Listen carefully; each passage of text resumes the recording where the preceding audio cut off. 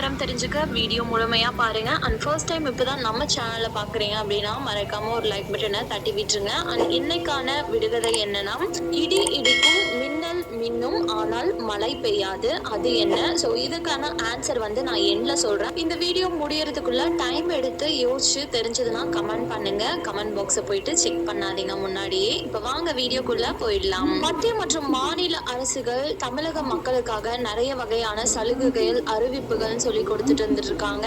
இந்த நிலையில தான் இந்தியாவில் உள்ள கோடிக்கணக்கான குடும்பங்களில் சுமார் 10 கோடி குடும்பத்தினர் நிலக்கரி, விறகு மற்றும் மண்ணெண்ணெய் போன்ற பாரம்பரிய எரிபொருட்களை பயன்படுத்தியே அன்றாட சமையல் செய்து வந்தனர்.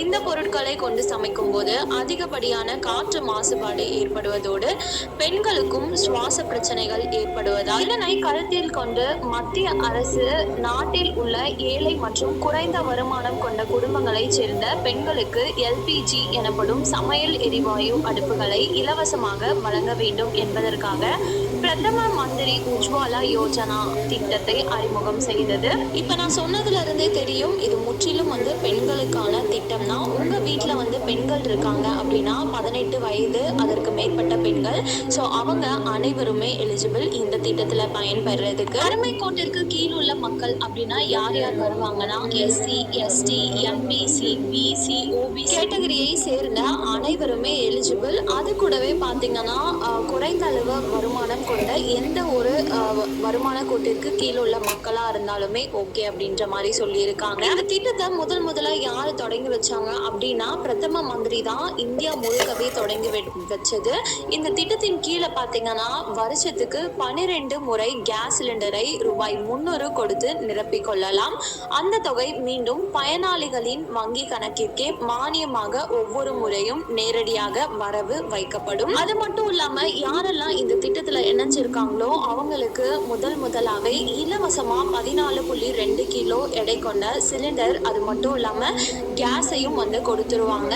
அதற்கான நிதி உதவியா 1600 ரூபா அப்படின்றது உங்களோட வங்கி கணக்குக்கு வரவு வைக்கப்படும். வருஷத்துக்கு பாத்தீங்கன்னா 12 கேஸ் சிலிண்டர்கள் வீதம் நீங்க வந்து புடிச்சுக்கலாம் அப்படின்னு சொல்லி இருக்காங்க. ஒரு டைம் நீங்க வாங்கும் போதுமே ரூபாய் 300 ரூபா செலுத்தி தான் வாங்குற மாதிரி இருக்கும். நார்மலான பீப்புள் இன்னைக்கு கரண்ட்ல என்ன கேஸ் சிலிண்டரோட விலை இருக்கோ அந்த அமௌண்ட் தான் வந்து கொடுத்து வாங்குற மாதிரி இருக்கும். ஆனா இந்த திட்டத்தின் கீழே இருக்கக்கூடிய மக்கள் வந்துட்டு ரூபாய் 300 ரூபா கொடுத்தீங்க அப்படின்னா ரிட்டர்ன் வந்து உங்களோட பேங்க் அக்கௌண்ட்கே மானியமா வந்துட்டு வரவு வைக்கப்பட்டுடும். இந்த 2025 மற்றும் 26ஆம் ஆண்டுக்கான இந்த திட்டத்தில் பாத்தீங்கன்னா இப்போ ஒரு புதிய அப்டேட்டையும் கொண்டு வந்திருக்காங்க. இதற்கு முன்னாடி 14.2 கிலோ எடை கொண்ட கேஸ் சிலிண்டர் மட்டும்தான் கொடுத்துட்டு இருந்தாங்க. ஆனா இதற்கு மேல 5 கிலோ எடை கொண்ட கேஸ் சிலிண்டரும் வந்து வழங்க ஒப்புதல் அளிச்சிருக்காங்க.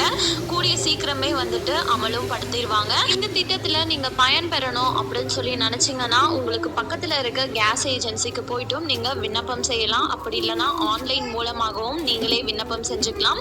அதற்கு www.pmui.gov.in அப்படின்ற வெப்சைட் குள்ளார போயிட்டு நீங்க அப்ளை பண்ணிக்கலாம்.